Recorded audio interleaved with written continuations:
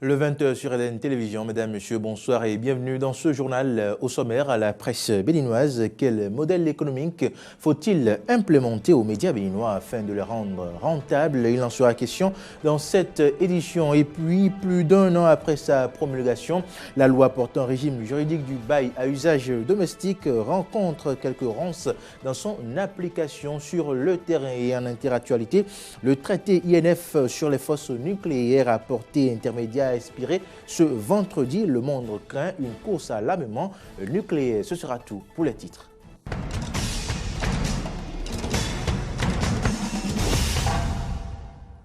Merci de votre fidélité renouvelée à EDEN Télévision. Le Parlement béninois a adopté le mardi 24 avril 2018 la loi portant régime juridique du bail à usage domestique.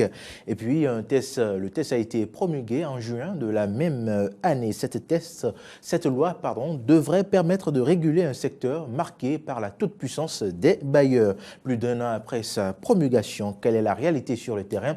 Réponse ici avec Ayat Guilé-Foué et Denis Maroya.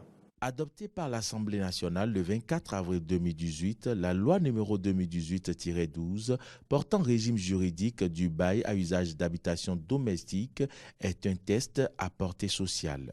Elle réglemente les droits et devoirs du locataire et du bailleur, ainsi que ceux de l'agent immobilier, parfois confondus aux démarcheurs. 16 mois après sa mise en application, Félix Agbissi, propriétaire de plusieurs habitations domestiques, se prononce.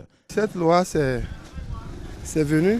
Bon, on n'a pas le choix. Hein. Comme c'est voté par notre Assemblée nationale, nos députés, on est obligé de respecter. Et cette loi est votée, mais ça n'arrange pas les propriétaires. Une loi votée et qui n'arrange pas la population, c'est tout un problème. Parce que aujourd'hui, maintenant, pour construire, ce n'est pas si facile, hein, c'est très difficile. Cette loi encadre également les questions de caution et autres garanties en matière de location d'immeubles servant de logement. Dans l'exercice de ses fonctions, Anselme Dohou, démarcheur, apprécie la loi au vu de son expérience sur le terrain. Les gens confondent l'avance et la caution. Quand tu donnes l'avance là, tu peux consommer ça, tu peux bouffer ça. Mais la caution dépose ça comme garantie. Normalement, le gouvernement devrait dire 3 mois de caution et non avance. Sinon, quelqu'un qui vient louer chez toi, il donne 3 mois d'avance, il peut consommer ça. Et tu n'as pas le droit de le faire sortir de la chambre. Nous sommes dans un état de droit. Beaucoup de propriétaires respectent. Mais ceux qui ne respectent pas là, ils ont raison. Parce que nous, nous sommes au-dessus de la loi. Quand tu veux faire de pareilles choses, tu dois te protéger à l'avance. Comme quoi, le gouvernement dit 3 mois. Les gens vont donner les 3 mois. Mais on donne encore 3 mois prépayés, quoi. Donc quand tu veux écrire là, quand tu es intelligent, tu mets 3 mois d'avance et 3 mois prépayés. Pour Julio Tometti, agent immobilier, l'autre problème à résoudre est celui des démarcheurs. En ce qui concerne la commission de démarchage ou bien de l'agent immobilier que la loi a fixé à 50% du coût mensuel, ça, ce n'est pas du tout encore dans les habitudes. Pas du tout alors. Parce que et là, ce sont les autres professionnels, pas d'agents immobiliers, mais les démarcheurs surtout, qui sont réfractaires à la chose. Ils n'entendent pas que l'on discute de cet élément-là. Il y en a quand même qui dénient même carrément à la loi l'organisation de leur métier. Encore que la loi ne les a pas formellement reconnus. La loi a reconnu les agents immobiliers notamment. Nous continuons comme si de rien n'était, seulement que, bon, d'une manière ou d'une autre, ceux qui se sentent obligés appliquent la loi en ce qui concerne les questions de loyer et autres. Ceux qui ne se sentent pas obligés ni contraints continuent de faire comme bon leur semble.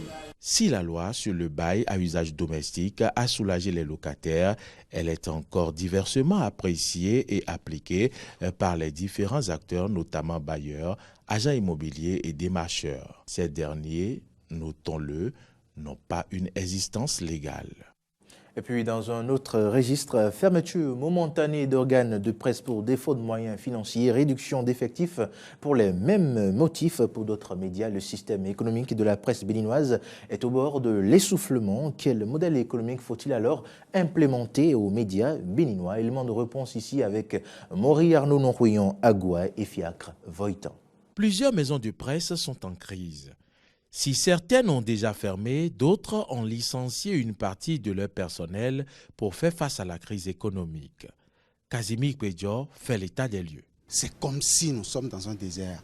Il n'y a personne pour s'occuper de cette presse. Que ce soit l'État qui signe des contrats avant que des organes de presse puissent survivre. Si aujourd'hui, il y a un certain nombre d'opérateurs économiques qui sont en exil et qui ne peuvent plus aujourd'hui sortir leur chéquier et signer les chèques, vous avez vu à quoi ça a commencé par ressembler. Il est quasi impossible donc que l'aide de l'État à la presse règle véritablement tous les problèmes pécuniaires d'une maison de presse, selon le directeur de publication de Nouvelle Économie. L'aide de l'État à la presse ne peut pas payer le fonctionnement d'une télévision, d'une radio, encore moins de la presse écrite. Stéphane Toura. Les organes de presse qui se fondent sur cet aspect de subvention pour se développer ont eu seulement à leur dépens. Il faut définir, selon Casimir Pédior, un modèle économique pour la presse comme il l'a été pour le football. Le président Patrice Talon, au-delà de tout ce que je peux lui reprocher en termes de gouvernance, il a démontré à travers le sport, surtout le football, le financement du football par les entreprises privées. Il déplore tout de même le comportement des entreprises envers les maisons des médias. Aucune des entreprises au Bénin aujourd'hui n'a le bon regard envers les médias. On ne demande pas de faire des dons. C'est un partenariat gagnant-gagnant. Il y a de la publicité, il y a la communication. Comme modèle économique pour les médias, Casimir Pédior propose. On doit pouvoir trouver le mécanisme par lequel les entreprises vont financer les médias. Donc véritablement, il faut que les gouvernants puissent penser la question, voter une loi à l'Assemblée et pourquoi pas insérer chaque année des dispositions dans la loi des finances pour que véritablement ceux qui veulent financer, financent et qu'ils aient les allègements. On ouvre officiellement le capital de l'organe de presse, le partenaire, l'administrateur apporte les ressources, l'organe de presse tourne les ressources pour se faire de marge et ça profite à l'organe dans sa pérennité et à l'apporteur de ressources parce qu'il a investi dans le capital de cette structure de presse. En attendant des solutions idoines et leur application, les maisons des médias continueront par souffrir le martyre.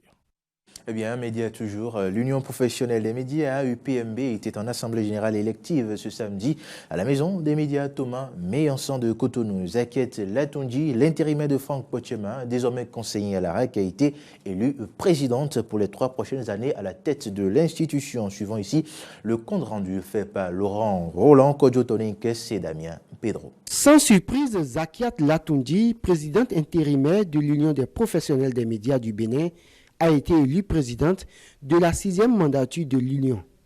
Au terme de l'Assemblée générale élective tenue ce samedi 3 août 2019 à Cotonou, sa liste sans challenger a été plébiscitée par l'ensemble des membres présents. Et je voudrais solliciter de chacun de vous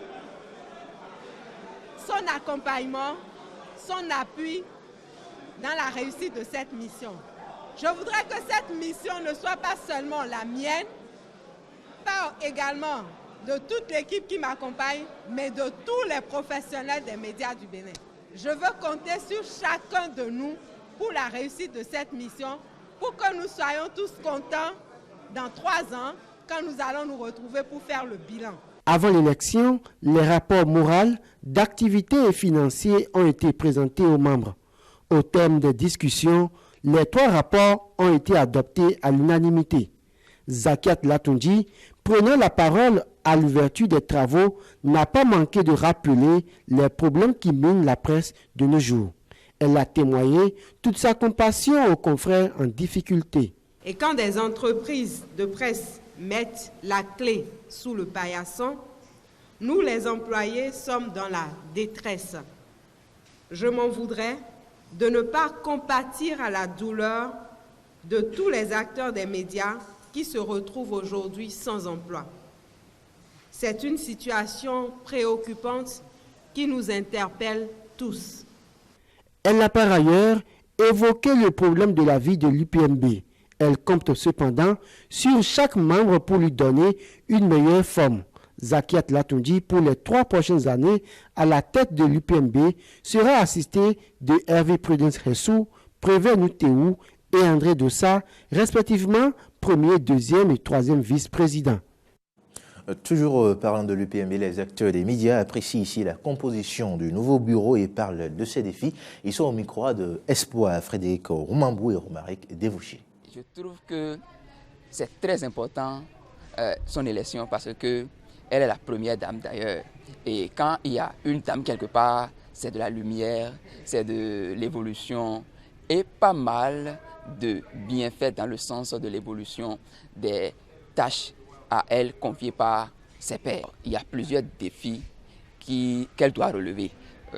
Premièrement, vous n'êtes pas sans savoir que la chaîne de télévision Carrefour TVC vient d'être fermée pour des raisons financières et techniques, nous a-t-on dit. Je voudrais qu'elle fasse l'effort de dénicher, de faire des enquêtes pour trouver ces chaînes-là qui existent aussi dans l'ombre, qui officient, mais pour des raisons n'osent pas encore dire ouvertement qu'elles vont fermer. Après ça, il y a que nous sommes journalistes et on n'a pas d'organe de presse. Il y a certaines personnes qui sont journalistes, ils n'ont pas d'organe de presse, mais qui s'infiltrent dans le rang des journalistes et vous les verrez vous les voyez sur le terrain et qui sont aussi à la quête de l'information. Mais quand les promoteurs d'événements les payent arriver sur le terrain, ils n'écrivent rien. Donc, il va falloir qu'elle fasse un assainissement de ce milieu ou bien de cette corporation pour que les promoteurs d'événements soient satisfaits désormais. Cette mandature puisse quand même, disons, c'est que se montrer au-dessus des pressions politiques. C'est la première des choses. Seconde chose, il faudrait quand même, disons, c'est qu'elle joue véritablement son rôle de syndicat. Jouer son rôle de syndicat, c'est pouvoir aller au-devant des choses pour dénoncer les dérives, pour dénoncer quand même, disons, c'est que les attaques infondées dont font l'objet certains promoteurs d'organes de presse. La troisième chose qui est très très importante, c'est de penser beaucoup plus à la formation des acteurs des médias. Et la quatrième chose, c'est qu'il faudrait désormais qu'il y ait au Bénin l'ordre des journalistes du Bénin. C'est un être humain qui a assez de compétences, assez de qualité, qui a suivi un président. Elle était vice-présidente du président qui est parti et je me dis qu'elle a assez d'expérience et donc je ne la prends pas comme une femme. Cette qualité, ce genre qu'elle a va peut-être influencer sur les décisions, mais il faut qu'on note qu'elle a assez d'expérience et de qualité et donc il faut la prendre comme une femme et un homme en même temps parce qu'elle a la trempe qu'il faut et donc c'est pas comme une femme, c'est tout comme un homme. Là, il y a des radios, des télévisions qui sont fermées, faute de problèmes financiers. Il y a assez de problèmes. Il y a aujourd'hui on dit d'une manière ou d'une autre que la presse béninoise n'est plus trop libre. Il y a des journalistes qui sont arrêtés. Il y a assez de problèmes. Il y a qu'elle doit pouvoir travailler, qu'elle doit pouvoir mettre les bouchées doubles afin de résoudre certains problèmes. C'est son premier mandat, ça lui permet de pouvoir beaucoup plus travailler parce qu'on est dans le premier mandat, on veut innover, on veut réaliser des choses. Donc je pense déjà que si elle peut travailler sur ces points, on pourra espérer avoir une presse beaucoup plus libre et des journalistes beaucoup plus défendus. Politique à présent, Patrice Oussou-Guédé, ancien maire de la commune d'Abomey-Calavi, a récemment intégré le bloc républicain.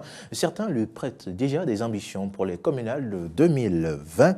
Les habitants de la ville se prononcent ici sur l'adhésion du colonel à ce parti de la mouvance présidentielle. Suivant. Le colonel Oussou-Guédé, il n'est pas un colosse au pied d'argile. C'est un grand homme politique de la commune d'Abomey-Calavi et il a démontré le samedi dernier lors de son adhésion, de sa déclaration d'adhésion au bloc républicain, à voir déjà les têtes couronnées, les sages et notables de la commune d'Abomey-Calavi qui ont accepté, qui ont répondu massivement à l'appel de Oussou-Guédé, cela montre que celui-ci a toujours son mot à dire dans la commune d'Abomey-Calavi. Aujourd'hui, les gens regrettent le départ d'Oussou-Guédé. Allez dans les locaux de la mairie, vous allez entendre des propres agents de la mairie. La population aussi en parle aisément. Regardez les sages, les notables, les grands leaders de Calavi qui étaient à la déclaration, tous applaudissent le maire. Même le ministre Adambi l'a dit. L'honorable Badamansi l'a dit. C'est quelqu'un qui connaît son territoire. Nous aussi, nous estimons que Oussou Guédé peut apporter mieux à la mairie d'Abomey-Calavi. C'est un grand poids pour le bloc républicain parce que, il avait déjà dirigé la mairie d'Abomey-Calavi et comme je vous l'ai dit tantôt, les gens ont vu sa preuve. Vous voyez, ils sont en train de comparer par rapport à aujourd'hui. Mais ce n'est pas encore dit que c'est lui qui sera le candidat du bloc républicain pour la mairie si on avait la majorité. Parce que nous ne pouvons pas rester tout de suite ici et dire que oui, le maire Oussou Guédé Patrice est venu, il veut être le prochain maire de Calavi. Non, ce n'est pas ça. Sport, la deuxième édition du tournoi de proximité de football de la société Terre d'Espoir et Construction a démarré ce dimanche à Agassa-Godomé, initiative de Vivian Sauvi. Le point avec Laurent Kodjo, Toninkes et Denis Maroya. Vivien Sauvi, président directeur général de la société Terre d'Espoir et Construction, réédite l'espoir. Après une première édition bien réussie, il a lancé ce dimanche 4 août 2019 la deuxième édition du tournoi Terre d'Espoir et Construction sur le terrain d'Agassa-Godomé en présence du chef d'arrondissement d'Akassato, Apollinaire Runguet, et du roi d'Agassa-Godomé. Si j'organise souvent cette compétition, sinon ce tournoi, chaque vacances, c'est pour occuper les jeunes. Moi d'ailleurs, je suis quelqu'un, j'aime bien le sport, surtout le football. Et donc c'est tout un plaisir pour moi d'organiser chaque vacances ce tournoi de football. La vision de la société Terre d'Espoir et Construction est la bienvenue et nous la soutenons. Je dirais bon courage aux joueurs et que l'esprit de fair play domine. Aux prises pour le match d'ouverture, l'Union sportive d'Agassa-Godomé était face à Amitié FC du Doja. Très tôt, les joueurs d'Agassa-Godomé, finalistes malheureux de la première édition, ont affiché leur ambition. À la 7e minute de jeu, Valentin Koumassa ouvre la marque avec le premier but. USAG 1, Amitié FC 0. 9 minutes plus tard, Serge Dopio fait parler son talent en marquant le deuxième but de la partie. Dominés jusqu'à la dernière minute, les joueurs d'Amitié FC courbent une fois encore les chines. Serge Dopio signe son doublé. USAG 3, Amitié FC 0. Francis Vidjoyi, président du comité d'organisation, précise ici les différents prix prévus pour ce tournoi auquel participeront 16 équipes. Nous avons prévu comme lot à gagner un trophée pour le premier, un jeu de maillot, un ballon et une enveloppe financière. Et pour le deuxième aussi, un trophée par la taille du premier, un jeu de maillot, un ballon et une enveloppe financière. Et donc nous ne pouvons pas laisser l'équipe qui occupera la troisième place les mains vides. Donc nous avons prévu aussi un ballon, un jeu de maillot et une enveloppe financière pour cette équipe aussi. À la reprise, toutes les tentatives des joueurs d'Amitié FC pour réduire le score sont restées vaines. Malgré les changements opérés par leur entraîneur, ils ont encaissé le 4e but marqué par le Dossa 8 d'Agassa-Godomé, Eustache Agbangba. Score final 4-0 en faveur des joueurs d'Agassa-Godomé. On est revenu aujourd'hui en force, cette année en force. On est revenu pour prendre ce trophée parce qu'elle est à nous. On l'a arraché l'année passée injustement, on est venu en force. Ça c'est ce qui explique les 4-0 de ce soir. La finale du tournoi sera jouée dans la première semaine du mois de septembre. Rappelons que la société Terre d'Espoir et Construction est spécialisée dans l'achat, la vente des parcelles nues et bâties. Son siège se situe à Akassato dans la commune d'Abomey-Calavi avec une annexe à Saint-Hérita dans la commune de Cotonou. En interactualité dans cette édition au Caire, l'explosion d'un véhicule qui transportait des explosifs a fait au moins 20 morts et plus d'une cinquantaine de blessés dans la nuit de dimanche à ce lundi devant un hôpital de la ville. Le président Abdel Fattah al-Sisi a déclaré qu'il s'agissait d'un acte terroriste. Les autorités égyptiennes ont d'abord évoqué qu'il vous souvienne un accident de la circulation devant l'Institut national du cancer sur la Corniche avant de revenir préciser que la voiture accidentée transportait des explosifs et devrait servir à une opération terroriste. Et puis Donald Trump aux États-Unis, après la double fusillade meurtrière, est accusé d'attiser la haine. Au total, 29 personnes sont mortes, dont 20 à El Paso. Dans cette ville frontalière située au Texas, les habitants sont encore sous le choc après le drame. C'était rendre hommage aux victimes à travers des dépôts de fleurs et des peluches sur les lieux de la fusillade. Suivez plutôt.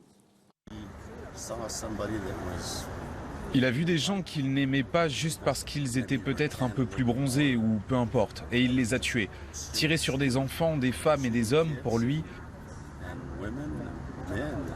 il importait surtout qu'ils soient hispaniques. C'est pourquoi il est venu dans ce Walmart, parce qu'il est situé près du pont là. Ce n'est pas bien, ce n'est vraiment pas bien.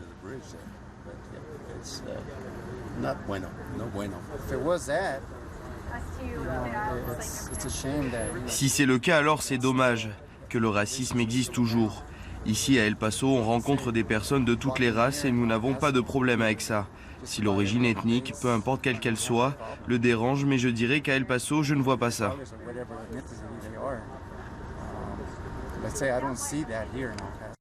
Faut-il craindre une course à l'armement après la fin du traité INF annoncé? Quelques jours à peine après son retrait officiel, les États-Unis d'Amérique annoncent déjà le déploiement de nouveaux systèmes d'armement à l'étranger. Reportage. Les États-Unis avancent leurs pions. En déplacement en Australie aux côtés du chef de la diplomatie Mike Pompeo, le secrétaire d'État américain à la Défense Mark Esper a confirmé la volonté de Washington de déployer de nouveaux missiles en Asie. Nous sommes maintenant libres en fait de mettre au point ces armes d'une portée de 500 à 5500 km qui n'étaient pas à notre disposition à partir d'une position de dissuasion au sol. Nous parlons d'armes conventionnelles et non plus d'armes nucléaires. Je pense que dans la mesure où nous pouvons concevoir, mettre au point, tester et éventuellement déployer des systèmes, que ce soit en Europe, en Asie-Pacifique ou ailleurs, cela nous donne cette position de dissuasion nécessaire pour empêcher les conflits dans toute région où nous les déployons en consultant nos alliés partenaires. Il faut dire que l'Asie est une zone particulièrement stratégique. Il s'agit pour les États-Unis de faire face à la montée en puissance militaire de la Chine, dont l'arsenal n'a jamais été soumis aux interdictions imposées par le traité FNI, et de rassurer par la même occasion ses alliés dans la région. Washington disposera également d'un levier de pression pour tenter d'associer Pékin, en plus de Moscou, à un éventuel accord visant à remplacer le traité FNI. Pour rappel, il ne reste qu'un seul accord nucléaire bilatéral encore en vigueur entre les États-Unis et la Russie. Il s'agit du traité New START, qui impose des plafonds aux arsenaux nucléaires des deux pays. Le texte arrive à échéance en 2021 et pourrait bien ne pas être renouvelé. Une grève générale plonge Hong Kong dans le chaos. Les manifestants sont à nouveau descendus dans la rue pour la 4e journée consécutive. Un week-end de heurts avec les forces de l'ordre. Au moins 500 vols ont été annulés. On écoute. Tant que le gouvernement ne répond pas, c'est certain que le mouvement va s'intensifier. Ce n'est pas une solution de se cacher. Le fer de lance se dirigera sur le gouvernement. J'ai l'impression que m'influencer pour aller ou pas au travail est quelque chose de personnel. Mais bloquer le métro, ça oblige le public. Mais ils le font parce qu'ils ont des exigences. J'espère que le gouvernement réagira dès que possible. Et pour leur part, les autorités estiment que la loi est bafouée sur l'île. Elles dénoncent une situation dangereuse. On écoute la chef de l'exécutif hongkongaise, Carrie Lam.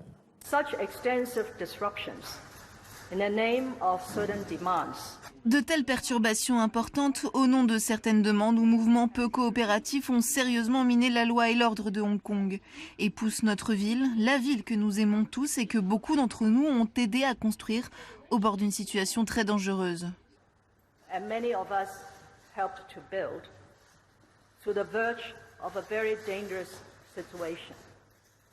The great majority of Hong Kong people are now in a state of great anxiety. La grande majorité des Hongkongais sont désormais dans un état de grande anxiété. Certains d'entre eux ne savent pas s'ils pourraient encore prendre certains types de transports, alors que d'autres sont en ce moment même bloqués sur le chemin du travail.